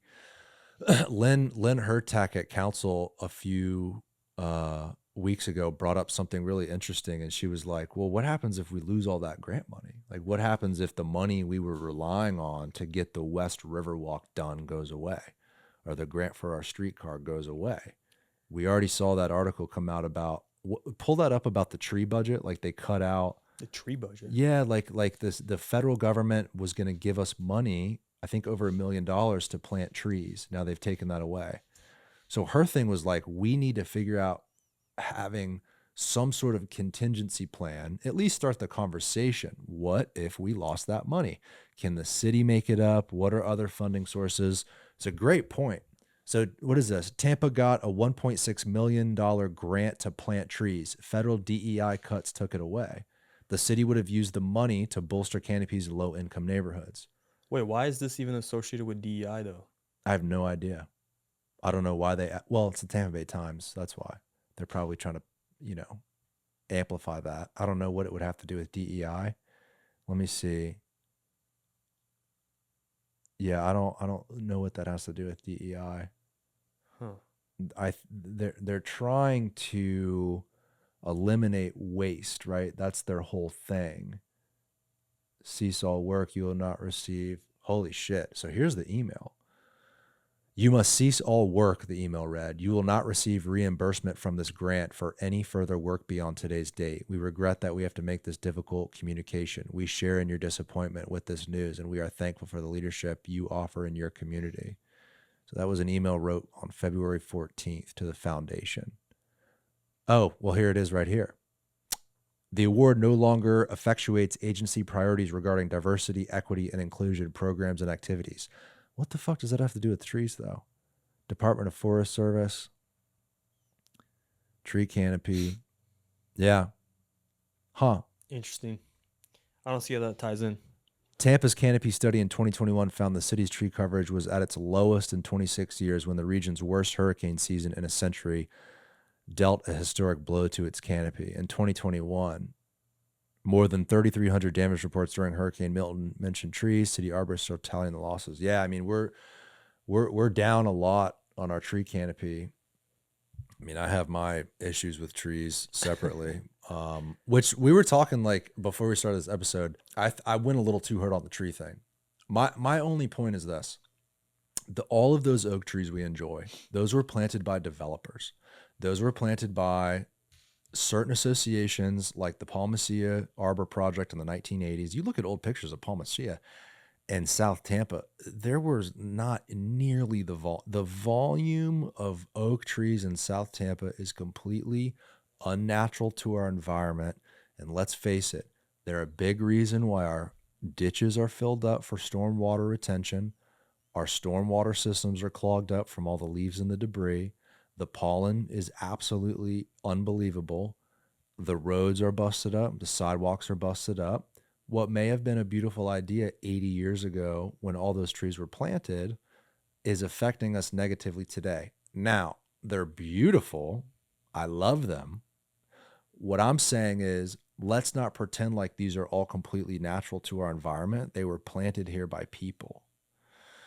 And By developers. Developers brought those. Developers, when they created those communities, Beach Park, along El Prado and those roads, those are all planted by developers trying to create a beautiful place. This was all scrubland. It was all pine trees and sand and saw palmettos, and the pictures prove it. What's here? Let me just finish this point though. Okay. The only thing I'm saying is, when we go to replant trees, let's look at other diverse species that don't come with the same problems that really, really affect this city. These oak trees we've got, I don't want to say too many of them, but damn, they screw things up in a lot of ways because of their debris. They're unsafe. They get knocked down in the storms. It's completely unnatural to have as many oak trees we have. I'm not advocating to rip them out. What I'm advocating for is, let's look at other species as we plant more trees. Now watch me get yelled at for that one. Yeah. Oak trees have long lifespans. Typical lifespan is around 600 years, but that's for different species. I think there's certain species that are in Tampa that only have an effective life where they're safe for like 80, 60 years. A lot of those trees that were planted are actually towards the end of their life. And so as more storms come in, more of them will be knocked down. So when we replant them, why replant them to have people 50, 60, 80 years from now have the same issues? Good point. There's trees that don't drop nearly as much pollen, provide the same amount of space for squirrels and birds to create their homes, and they don't drop as many leaves, and they don't bust up the sidewalks. They have better root systems, Now, the other side of that is, wow, we're so lucky to enjoy this tree canopy here in Tampa. I mean, you drive down some of these streets that have these beautiful tree canopies. You really can't find that in many other cities around the world. In fact, I think Tampa had the largest tree canopy of any city on earth at one time. And so to see we're at our lowest point in 30 years is a scary headline. But when we replace some of these trees, let's look at different species. That's all I'm saying. That's my allergies talking, by the way. My allergies can't stand it. They do look pretty though, don't they? Yeah. And then the thing too, like palm trees are probably the wrong idea too. Like I think the WeWork building, they put palm trees all around that building. What the fuck are you doing? That was in downtown? Bro, a palm tree, no shade. Looks kind of tacky, right? Like you got to have shade trees where people are walking downtown. It's so hot. Get a nice shade tree. Doesn't have to be an oak. Find something that's not going to bust the sidewalk up. There's so many things that can be solved through research and technology that, like, we were talking about, like the trolley, you have to wait for the 15 minutes, right? Right. And then even if you get on the trolley, you're sitting at a red light on the trolley, like no cars are passing. Shouldn't that be automated with AI? Should be, yeah. Shouldn't everything be timed and automated and researched, and shouldn't more due diligence be done? Like it's almost getting to a point with technology and research and the internet and AI and all this stuff where there's almost no excuse for stupid things that governments and cities do. Like, why do you sit at a red light at 2 a.m? Like, shouldn't there be a system that's like, okay, no cars are coming green? Even just a sensor, not even AI, just like a sensor that there's no one there. All right, Yeah, go or ahead, go. AI sensor, like this. The one that always gets me is when you're traveling northbound on Channelside Drive, going kind of into Ybor, right around next to the trolley track, like you're talking about. The road curves right, and you kind of go over the trolley track. I've sat there so many times at a red light. The car's stopped. The right turn is X'd out because the trolley's sitting there. But the trolley's sitting there too. Like the trolley's sitting there for like a few minutes and the cars are sitting there and like no one's going. Right. Shouldn't that be like very quickly solved through technology? Should be. Yeah. You and think if you're going to extend the streetcar, and if you're going to spend all this money, and if you're going to expand the tracks and do all this stuff, boy, you better figure out a way to make it all coincide with traffic and pedestrians and timing, and like all of that is just as important to me as an extension. What good is an extension if you're still waiting in traffic? you think cities take so long to implement all these new technologies because it just takes long because they're governments, or do you think that companies price gouge when they're selling to governments, like government contracts and everything like that? Oh, I think it's probably both. I think it's definitely both. I've also learned that there's just a lot of cooks in the kitchen with this show.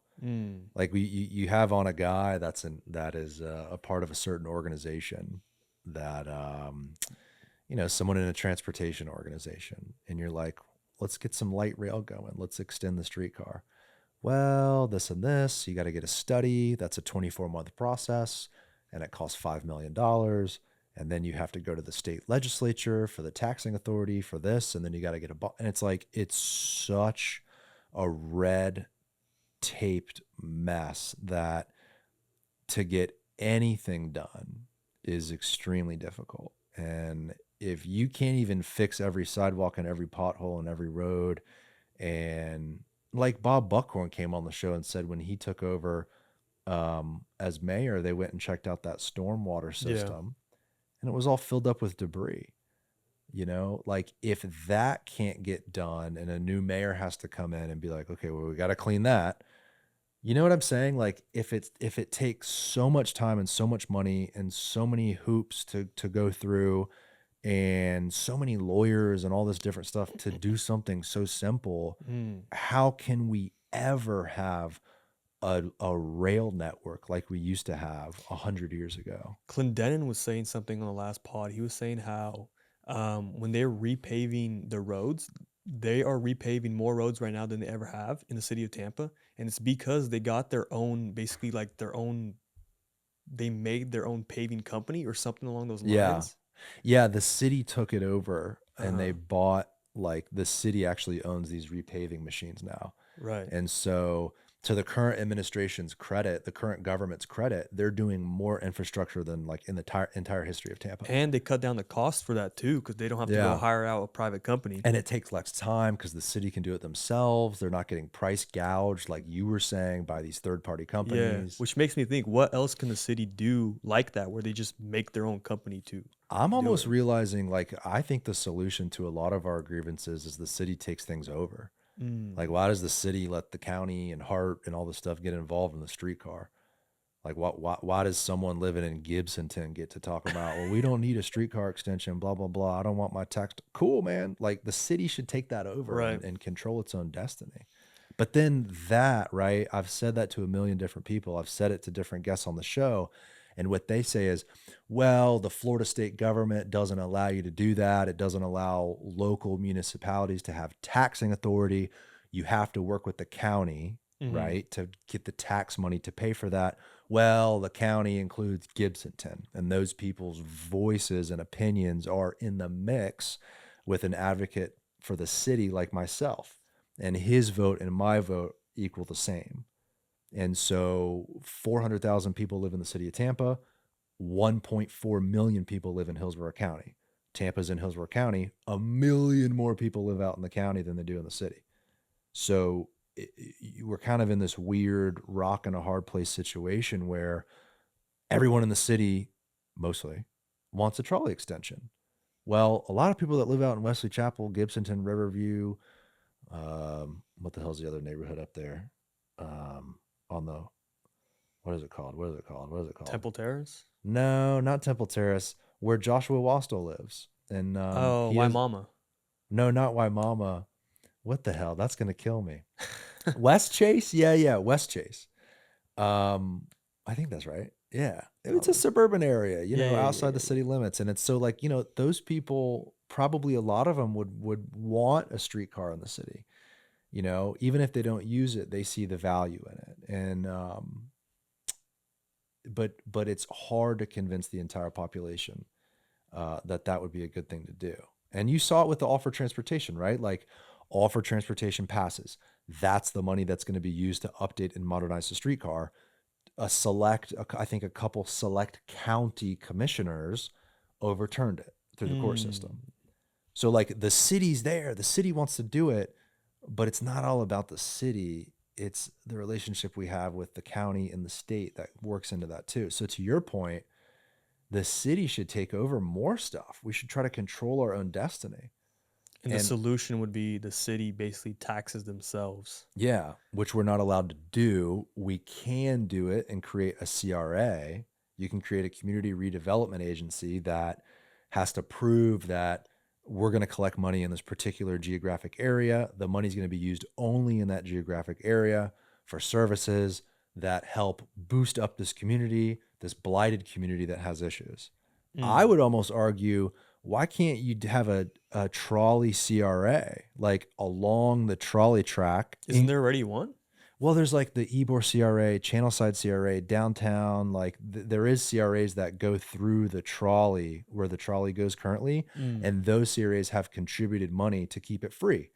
Like Tampa City Council just voted, or I guess it was the Tampa CRAs just voted to spend money keeping the trolley free the rest of the year. That's awesome.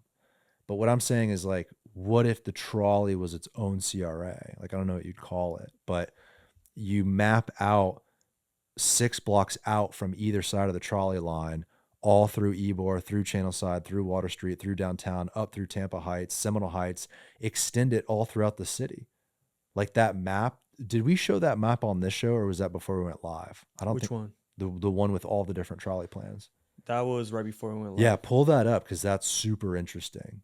So David explained what this is, but just to finish my point, you create a taxing district around where the trolley's going to go. You collect taxes over a period of time and use that tax money to connect our neighborhoods together with a trolley network. So David, what'd you find here?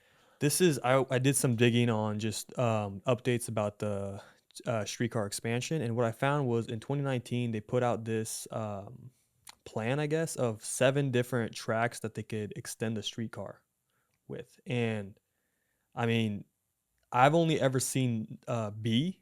That's the only one I've ever seen. And all these other ones are completely new. So if you're just listening to this, there's A, B, C, D, E, F, G, multiple different options in each one of these for a streetcar extension. Some of them are linear lines that just go from one place to the other. Some of them are loops that continue and build upon the current streetcar line we already have. Scroll left, David. What does it say? Like 4477. Is that number of stops? Oh, number of vehicles. So they've evaluated the track distance, how much it would cost, the number of extra vehicles, etc. And this is super, super cool to look at. I actually haven't seen these options too. And this was from 2019 when that grant first came through, I'm sure Yeah. they spent money to evaluate, hey, if we're going to extend it, where would you extend it? And it looks like the city chose B to move forward with, but I almost think G would be way better received. G is a loop, and it would connect downtown and Ybor City. So it goes up from where it extends in downtown now into Tampa Heights, and then over, what would that be, Palm Avenue, Yeah. to 8th Avenue in Ybor City and create a loop. Yeah, I agree, man. To me, that's a badass option. I think the best option is do the whole damn alphabet. Do all the lines, man. Well, I think if you had G and then the one that connects to Hyde Park, that would be a game changer. Which one goes? E. D or E, yeah. Well, D goes across Kennedy into like North Hyde Park. That would be killer, man, for all those kids that go to school there, all the people that live. That's like by our other building near Westland. That would be dope too. E would be crazy, a loop on the north and south side of the expressway. But here's the thing. If you're a voter and you live out in the county and you commute to the city, what does this say to you? This says, well, now not only is traffic worse in the morning and afternoon rush, now they're taking up another lane to do a streetcar. I'm not voting for this at all if I live out there. I mean, I would, right? Except this would take off so many cars off the road. But exactly, right? I think that more people need to understand the more you provide public transportation, the more vehicles come off the road. It actually alleviates traffic. The only way to get to Hyde Park right now is by driving. So if you have a trolley that goes there, that's at least, I don't know, 50 cars, 100 cars off the road every couple. Can you zoom into E? Minutes. Like, let's play with this. Like where we are right now in the studio. Is that our street? Plant Avenue? It looks damn close. Let's see. Like we could walk out of this building, walk 1 block, get on a streetcar, and go to Hyde Park Village for lunch, get back on the streetcar, That's on take Platt, it to yeah. Ybor, That's literally Platt right get there. a cocktail, and come back. That is freaking cool. And that's what connects a city. And that's what creates a better environment. It creates a better environment because you're out and about.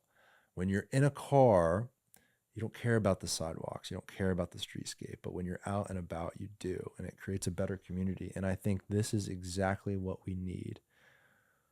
And the guy that shut it down, the guy, whatever his name is, I don't want to say the wrong name, but he doesn't even live in Hillsborough County anymore.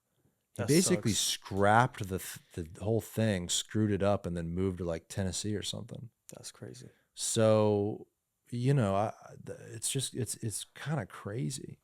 These options are super exciting to see. We'll make a post on this. More people need to see this.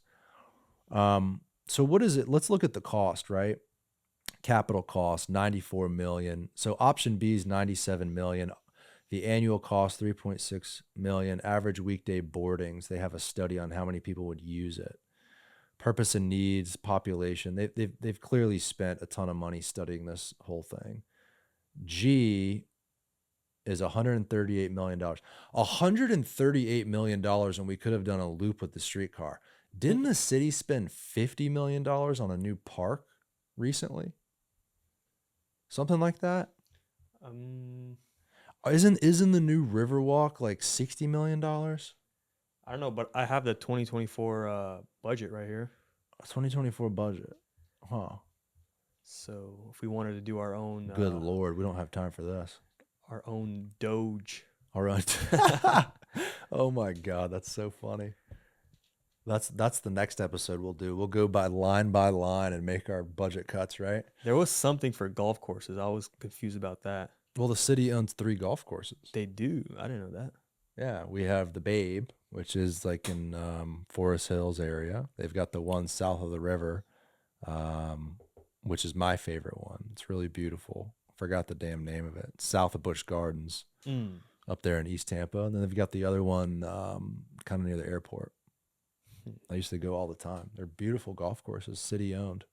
Yeah. Yeah, it's amazing to see these maps, and I think that people so underestimate what it would do for our community. Everyone that complains about affordable housing, there's your solution. You connect people and don't have them rely on a car. A car is insanely expensive. And if you can remove a car from someone's life, if you can remove that as a necessity, doesn't mean you have to, but if you can remove it as a necessity, that creates an affordable environment for people. If you could hop on the trolley and come to the studio, maybe you sell one of your cars, David. I already want to sell one of my cars. But you can't. It just sits in the garage. Because where are you going to go get butter, man? You got to hop in that car. I just need one car. You just need one car. Just one. Would you sell all of your cars if you didn't have to use one within the city, or would you still keep one to go to Northport and all that? I would still need one at least, yeah. What if there was a train that went to Northport? That'd be ideal. Yeah. But it is nice to have a car just in case. You got to go do a road trip. That's kind of the other side of the coin, right? Is like, we enjoy the freedom of a car so much in America. Like, we, whenever we want, can be in an air-conditioned, comfortable vehicle with the radio blasting and go wherever we want, whenever we want. But the whole thing we're advocating for with walkability in Tampa is not that everyone sells their cars and only walks, but so that you have multiple options. Yeah. Do you want to drive? All right, go ahead and drive. We have roads, we have the interstate, whatever.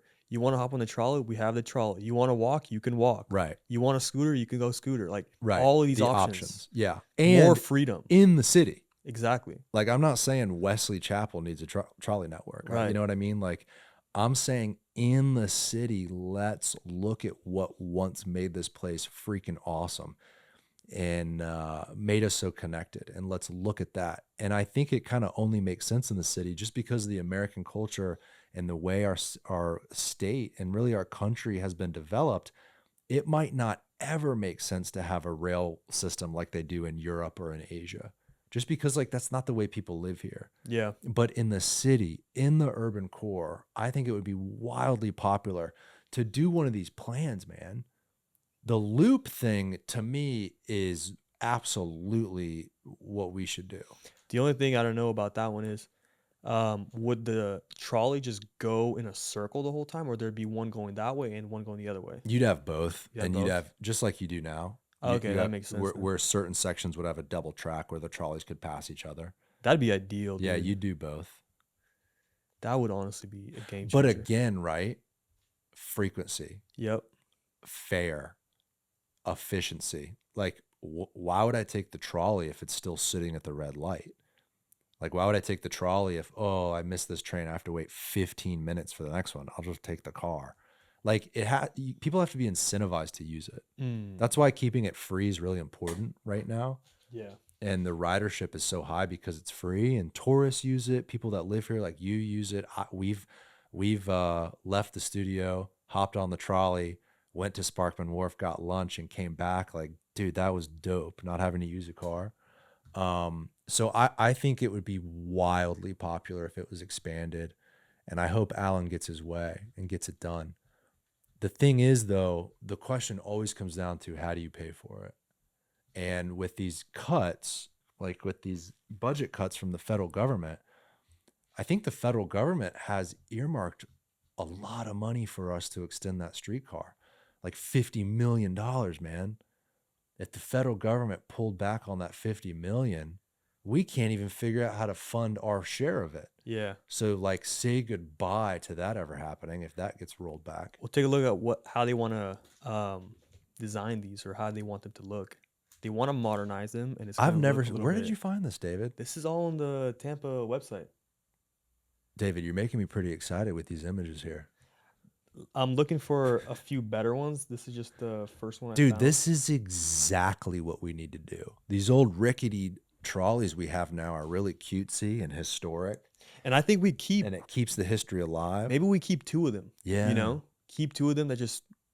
Or bring them out for occasion, have like a history day where you bring the two older cars out, or maybe only those old cars traverse through Ybor, and you got to hop on the more modern one to go through downtown. Right? Oh my god! So this is in Dallas. This Amazing. is kind of like cities they're like trying to model after. So this is Dallas. You gotta figure something like this out. It's got to be safe, quick, air conditioned, comfortable. Right. It's got to be faster than a car. Yeah, 100%, man. enclosed all the way. But why couldn't you design it to almost look like an older Tampa streetcar? Like give it that aesthetic, Right. but have it modern and quick and not rickety. And you have those wood benches with the rickety streetcars going down the track, and it's like I think like I don't know if the air conditioning doesn't work, but they always have the windows down. It's more of a historic experience right now, which is great. But I think if you're going to extend it and if it's going to be a viable transportation option, you got to modernize it, just like you're showing here. So this is if they were to implement this kind of loop where it goes on Florida Ave and then comes back on Tampa Street. This is how they would change the street. So this is looking west, I believe. So west side running an exclusive transit lane. So one of the lanes would be protected and used as the streetcar. But they'd remove the bike lane, which is like, why did they put that in the beginning? Like, dude, if if you're biking north on Florida Avenue through downtown, you're asking for it. But didn't they just recently put in the bike lane? Bro, they've been putting in bike lanes everywhere. Yeah, I think so. But that's just paint though. Like you could remove that. Oh, okay. So that's not that big a deal. No. Yeah, they've been putting in bike lanes everywhere, which is great. You know, you need bike lanes. I just putting them on roads like that where thousands of people are driving down the road not paying attention. It just seems scary to me. I feel like you're risking your life in some of these places. North on Florida Avenue. So you're basically, what are you getting rid of here? You're getting rid of bike lane and then one lane of traffic. But you're making the traffic lanes wider. Right.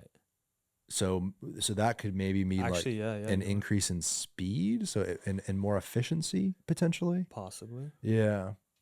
I don't think you need 3 northbound lanes on Florida Avenue.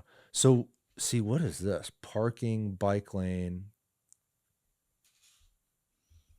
So there'd just be looks like no parking on the street. Also, shouldn't you do the bike lane next to the sidewalk and the parking on the outside of the bike lane so the cars that are parked protect the bikers? Like, wouldn't that make sense? But again, all of these questions, like this country, this city, like just the way America works is so complex. Like I guarantee that question I just asked, like, oh, why don't you have the cars park, you know, on the traffic side, and then the bikers can be protected by the parked cars. Well, the 30 inches is the requirement of the code to have the bike lane with this and this and blah, blah, blah. Like there's reasons why they do what they do. They spend millions of dollars to study these things. There's people that study this traffic engineering in school, right? Like every issue that we talk about on this show and everything that we cry about, there's 1,000 reasons why it's done. We've almost like regulated and red taped ourselves into a box where, dude, we've been talking about the streetcar extension for 20 years, for so long, it feels like. Yep. And I think that the issue is so expensive and so complex. My fear is that all we'll ever do is talk about it, man. Well, let's talk about transit we do have. Yeah. And that's Tampa Union Station. Tampa Union, boy. Which recently it came out that it's one of Amtrak's busiest stations in Florida. It's an incredible headline. Tampa Union Station has become one of Amtrak's, let me read that again. Tampa Union Station has become one of Amtrak's busiest stations in Florida. The century-old Tampa Union Station is among the few buildings in the city fulfilling its original role. Think of that. That was Tampa's main train terminal, and it still is over 100 years later, man. How cool is that? 2 Amtrak trains arrive and depart from this stop daily, and now the Floridian line offers direct train service to Illinois.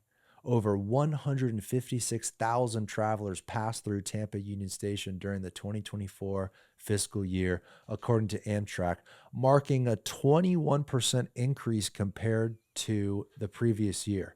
A 21% increase in passengers at Tampa Union Station. That is incredible.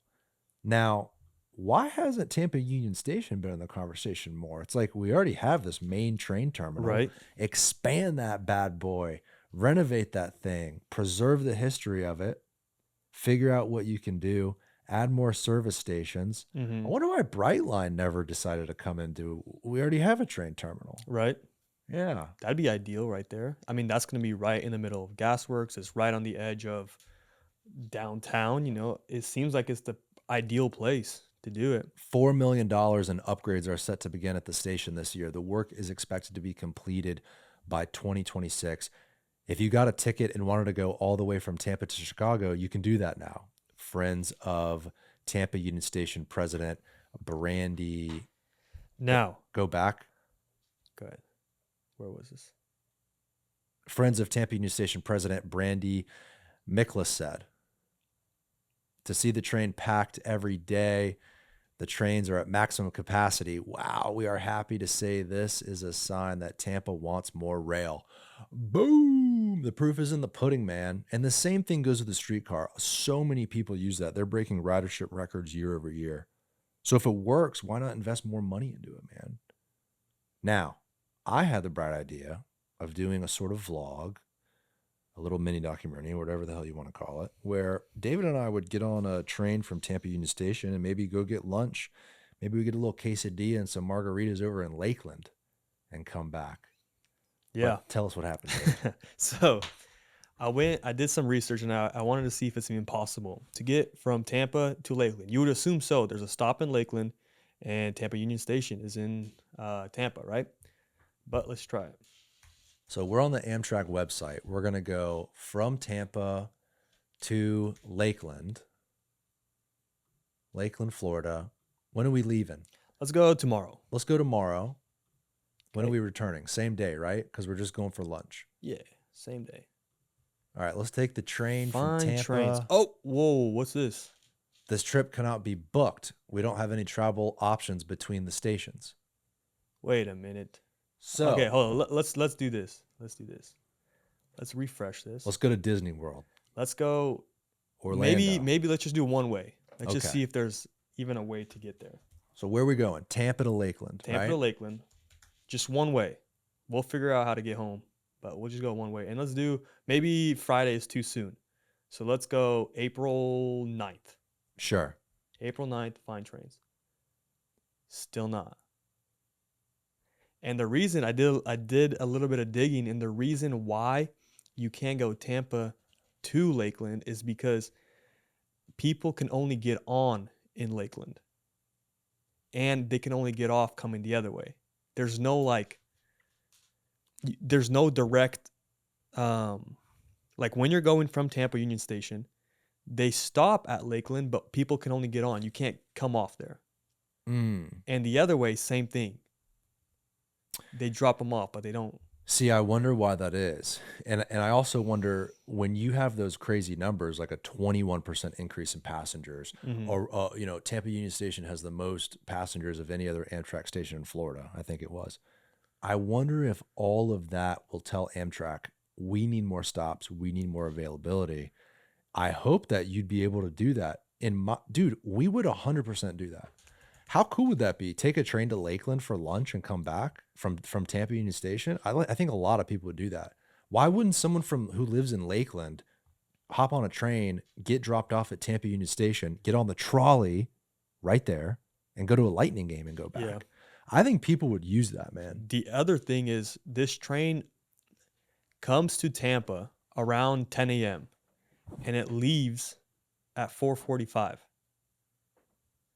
So there's no multiple trains that come in and out. It's just, you have one option. You could arrive in Tampa at 10 a.m. and you can leave at 4:45 p.m. What's KIS? That's Kissimmee. So that's the next one past Lakeland. That's So an hour and 18-minute Yeah. train ride to Kissimmee, and you stop in probably Lakeland. stop in Lakeland. That's it. along the way, but you can't get off. There's no layover type There's no, thing, yeah, you can't get obviously. off unless maybe you schmooze the conductor. Or maybe you can get off, but they're like, we ain't picking you up, or we're Right. not waiting. Exactly. So it's interesting. And, $11 though is kind of sick. Like that's- $11. Yep. But then could you do this? So wait, so hold on. What you're saying is there's no one-way trip of anything. I cannot get on the train at Tampa Union Station, go anywhere, and come back the same day, right? Right. That's what, yeah, exactly. Because the train arrives in Tampa at 10 a.m. and leaves at 4:45. So you could like from elsewhere, like Orlando or Miami or whatever, you could come into that morning train in Tampa, spend the day in Tampa, and leave Tampa Right. in So one day. it's basically made for people that just want to come to Tampa. It's not made for people that want to leave Tampa. For a day trip. Exactly. So what we could do is like, you could leave, on a Friday and take the 4:45 train to Kissimmee, Mm-hmm. go Spend the to weekend. Disney World, Right. come back like the next day or 2 days later or whatever to Tampa. Exactly. So that's possible. Dude, we should do a vlog and show our experience with it. I think that'd be really cool. Yeah. Because people advocate so much about like, oh, we need light rail. America needs a rail network. The Tampa Bay area needs a regional rail. We got rail. We got a train terminal that's been in operation for over 100 years. Why don't we do a video where we show our experience? Let's get some tickets and go on this thing. The problem, though, is you can't do it in a day trip. So, like, if we did do that, what would we do? Like, you would, and then I wonder, like, how does Brightline play a role? We could go to Miami You could go from Tampa to Miami in one day. on the Amtrak. Yeah, 5-hour trip, 5.5-hour trip. 5.5 hours. Well, that's the other thing. It's longer on the train than it is to drive. So An hour longer, but you don't have to drive. But you don't have to drive, and it's $42, bro. Yeah. So I would spend like what with tax and everything, like $90 for both of us. So it's more expensive than driving. Yeah, because then you have to do your return trip. What's a too. private room for $228? Are we popping bottles or what are we doing here? Up to 2 adults. $638 for 2 adults for one room. Jeez, man. I mean, I guess if you're going to Chicago, that'd be cool, but to Miami, it's $638. That's nuts. Couldn't you get like a nice plane ticket for way less than that down to Miami? What if we did this? We go to Tampa International Airport. So what's the thing, right? How do we do this? Because we should have like a transportation vlog, meaning like, okay, we can't use a car. We want to go to Miami for a meal and like get a drink and like check it out and then come back in one day. And the rule is we can't use a car. Mm-hmm. So we could. Well, you're not taking a train then if you want to be back in a day. That's not No, but what if we did this? You take Uber or something like that to Tampa Airport. Okay. You fly to Miami in the morning, and then we take Brightline from Miami to Orlando because isn't it like it's a high speed train, right? It's Yeah. quick, and then we take the Kissimmee in the evening to Tampa Union Station, right? Is that possible? You would go. There's a Orlando stop. So you would get on the Amtrak in Orlando. We're gonna Brightline. we're gonna be suffering if we did this. Yeah. This is gonna suck. It's gonna be insane. But I feel like it would be a dope video because it's like we talk so much about transportation. Yeah. What is it like? Like, what would it be like if we didn't want to use a car and we wanted to go to Miami? You're gonna spend 5 minutes in Miami, and the rest is gonna be just On a traveling. train? Not if we get one of the. So go to the room. What do we get if we get a private room? A roomette, 2 adults. We get a shower, restroom. What else do we get? Complimentary meals. Okay, Okay. not bad. Lounge access, newly upgraded pillow, beds, and towels. Our wives are going to be like, you want to do what? You guys are going to have a private bedroom on a train locked together for 5.5 hours. Not What are you guys, bad. weirdos? What's going on here?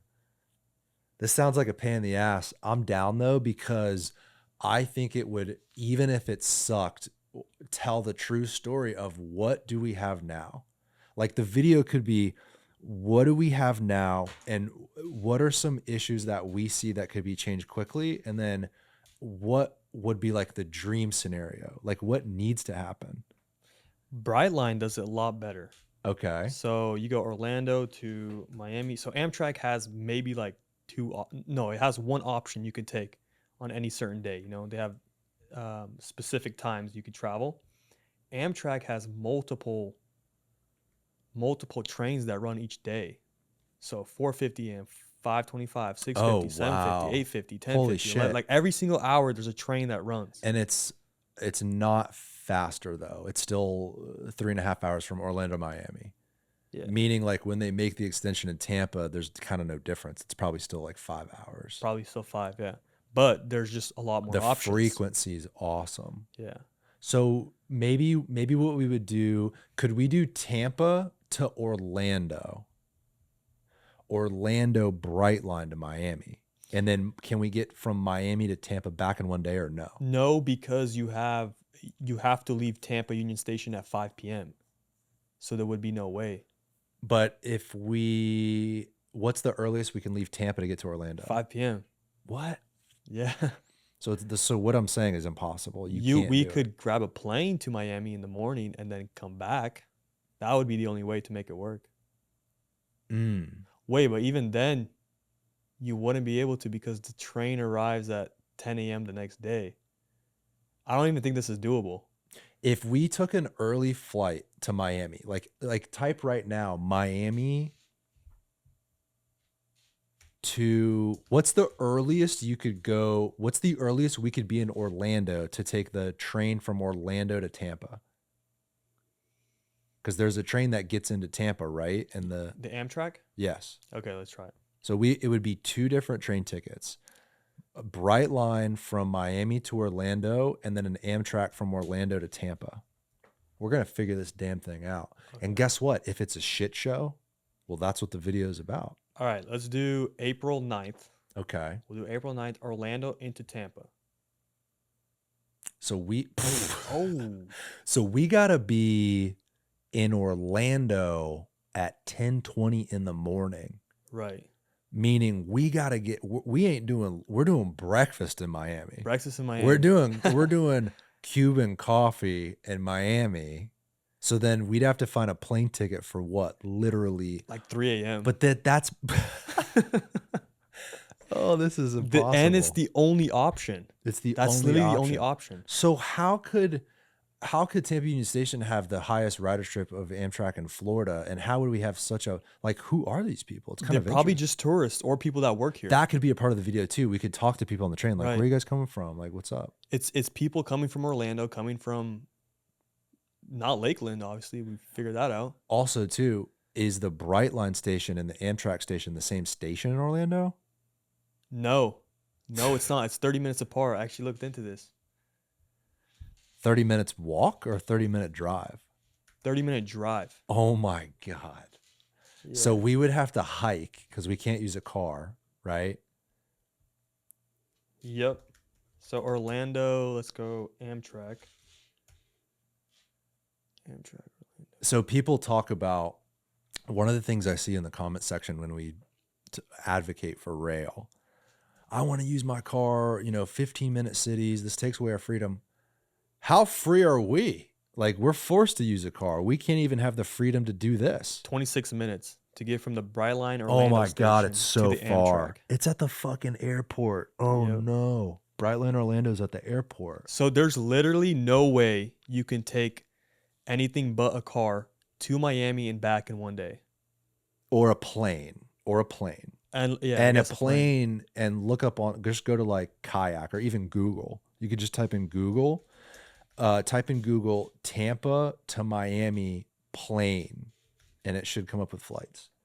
And the reason why I want you to look it up is because I think flying would even be cheaper, certainly easier logistically. Let's go 9th and return on the 9th. It's $100.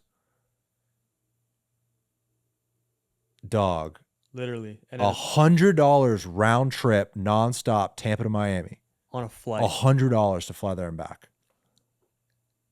And people want a train. We'll never get trains built because it's the money it would cost to implement trains. Like, we're so far away from that. A plane ticket's $100. Yeah, you would just need to find whatever. A fucking train ticket's $40. Like, why? You just might as well fly. Yeah. A one-way train ticket. So basically, 10 hours. First of all, you can't even do it. Right. But even if you could, literally, it would be way more expensive to train versus fly. And it would take 10 hours out of your day to be on that train. So this is Opposed to a 59-minute flight. yeah. We're there in 59 minutes for $100 round trip. Crazy. So we can't. So if we did do the video, it would just take. We'd have to do it overnight. We'd have Yeah. to like. So let's talk about what we could actually do. You would have to. We could go from Tampa to Miami, right, on Amtrak. Yeah. At night, And 5 p.m., We'd get there at like 12 a.m. midnight. Right. You wake up and you take the morning train. You'd have to leave Miami at like 6 a.m., 6 or 7 a.m. to make it to Orlando to get that evening train back to Tampa. Yeah. And it would still, and we would be in the train literally 5.5. It would be probably 11 hours in the train. And then 4 hours in Miami where you're sleeping. So it doesn't make sense. Oh my God. I was so excited to do a vlog style video about, we talk so much about it. Let's try it. Like, Yeah. let's go try it and do it. What we should at least do is go to Tampa Union Station and check it out. Yeah. And maybe talk to some people about where they're coming from, because I'm really interested to know. I want to see where all this record passengership is coming from. This brings up the question, though. All right, if we're not going to do rail, then if it literally doesn't make sense because it's going to be too expensive and it's just flying would be so much easier, what's the next piece of technology you could implement? Would it be these drones that Joe Lopano was talking about? Joe Lopano, CEO, I guess former now CEO of the Tampa International Airport, was saying how excited he is about these air taxis. It's a German company, Velocicopter, and they're going to be doing these air taxis. He said that, imagine if you could get out of your plane, get on an air taxi and go to St. Pete and be dropped off in like 10 minutes. And kind of along the lines of his point in that overarching conversation was, the same way in some areas of South America, they don't even have like telephone poles for their internet communications because Wi-Fi came after their implementation.